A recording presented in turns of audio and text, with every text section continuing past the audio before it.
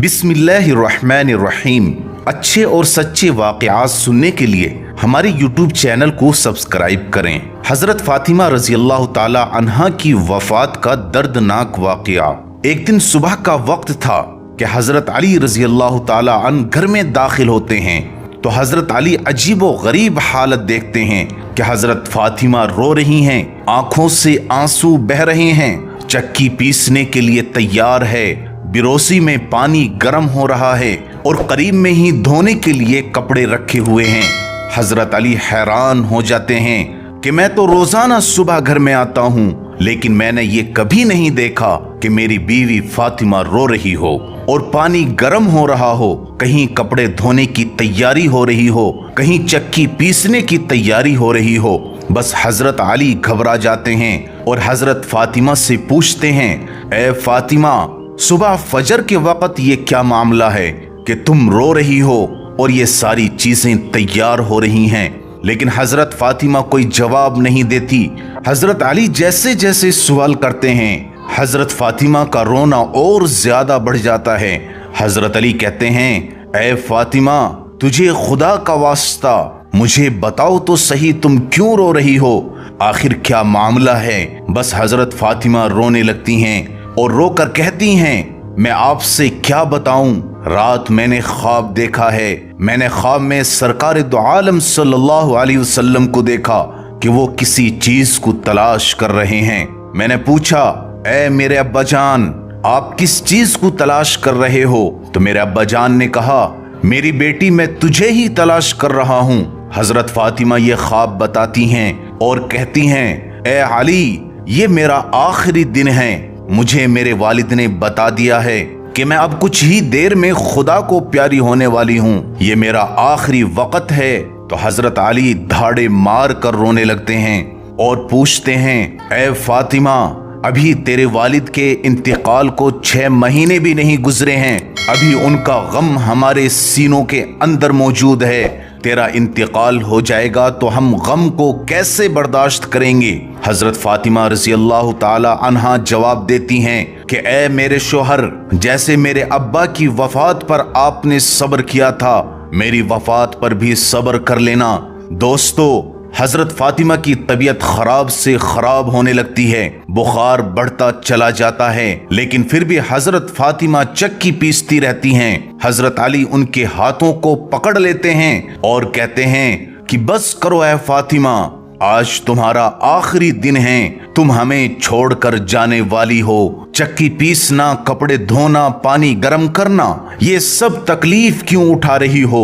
हजरत फातिमा रोकर कहने लगती हैं, मुझे तुम्हारा भी तो हक अदा करना है और मुझे अपने बेटे हसन हुसैन का भी हक अदा करना है। मैं तो अब दुनिया से चली जाऊंगी, लेकिन मैं चाहती हूँ मैं अपने बच्चों को नहला कर जाऊं और सारा काम निपटा कर जाऊं, ताकि तुम्हें किसी के सामने हाथ फैलाना ना पड़े। हजरत अली उनको समझाकर खड़ा करते हैं। हजरत अली भी रो रहे हैं और हजरत फातिमा भी रो रही हैं। इतने में वो दोनों प्यारे बच्चे हसन और हुसैन घर के अंदर दाखिल हो जाते हैं। दोस्तों, उस माँ के दिल पर क्या गुजरती होगी जो अपने दोनों बच्चों को आखिरी मर्तबा देख रही है। हजरत फातिमा दोनों बच्चे हसन और हुसैन को अपने सीने से लगा लेती हैं। अपनी माँ को रोता हुआ देखकर ये दोनों मासूम बच्चे भी बिलबिलाने लगते हैं और रोते हुए पूछते हैं, माँ तू क्यों रोती है?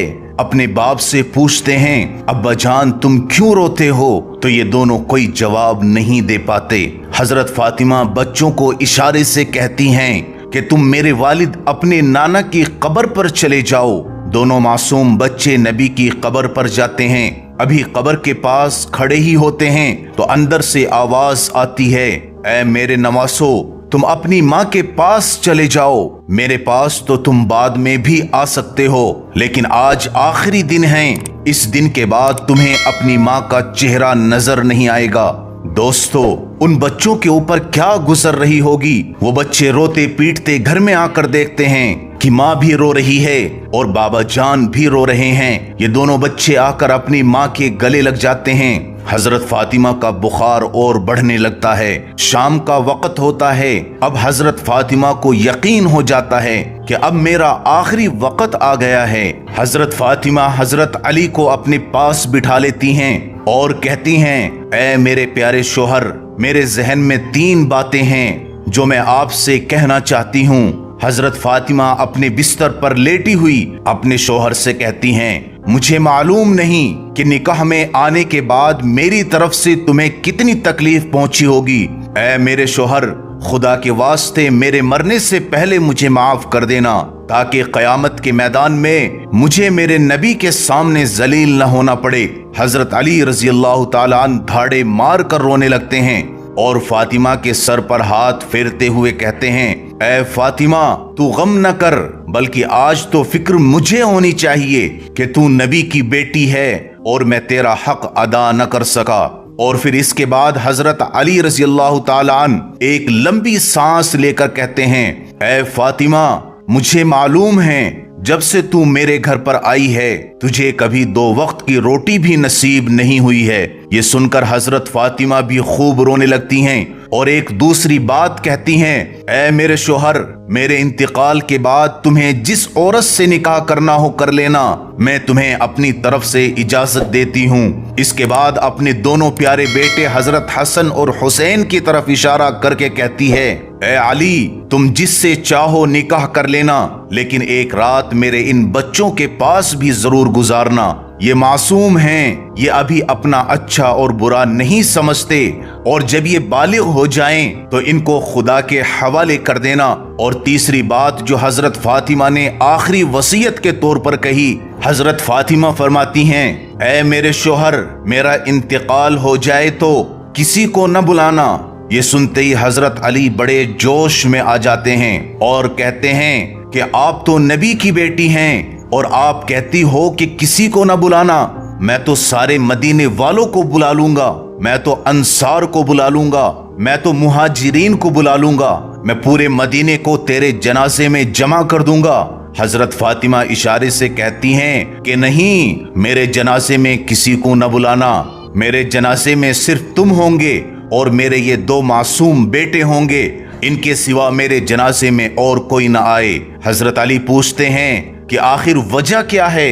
हजरत फातिमा रोने लगती हैं और रोकर कहने लगती हैं, मेरे वालिद ने मुझसे कहा था कि बेटी पर्दे में रहना। मैंने अपने वालिद की बात को पूरा किया। जिंदगी में किसी मर्द ने मेरे बदन को नहीं देखा। मैं चाहती हूँ कि मौत के बाद भी मेरे बदन को कोई न देखे। फिर इंतकाल से पहले हजरत फातिमा एक और जुमला कहती हैं कि ऐ अली, मैं आज रोजे से हूँ। ख्वाब में मुझसे मेरे वालिद ने कहा था कि बेटी, सहरी अली के दस्तरखान पर करना और इफ्तारी इंशाअल्लाह मेरे दस्तरखान पर होगी। बस ये जुमला कहकर कुछ ही देर बाद हजरत फातिमा का इंतकाल हो जाता है। इन्ना लिल्लाहि व इन्ना इलैहि राजिऊन। हजरत फातिमा को कफन दिया जाता है, जनाजे की नमाज अदा की जाती है और फिर जनाजे को उठाते हैं। जनाजे को कंधा देने वाले हजरत अली और उनके 2 बेटे हजरत हसन और हुसैन हैं। चौथे पाए को कंधा देने वाला कोई नहीं था। जब ये तीनों जनाजे को लेकर के चलते हैं, अचानक सामने से एक सहाबी नजर आते हैं जिनका नाम हजरत अबू जर गिफारी रज़ी अल्लाह ताला अन्हु हैं। वो वहां पहुंच जाते हैं।